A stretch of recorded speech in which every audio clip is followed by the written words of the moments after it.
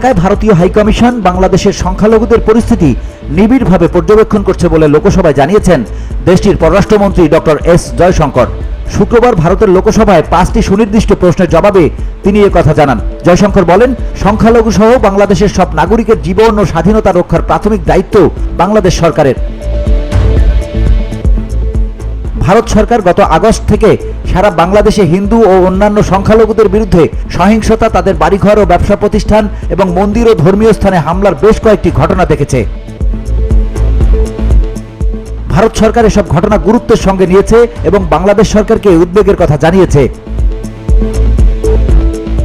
জয়শঙ্কর আরও বলেন, সম্প্রতি বাংলাদেশের দুর্গাপূজা উৎসবের সময় মন্দির ও পূজা মণ্ডপে হামলার খবর পাওয়া গেছে।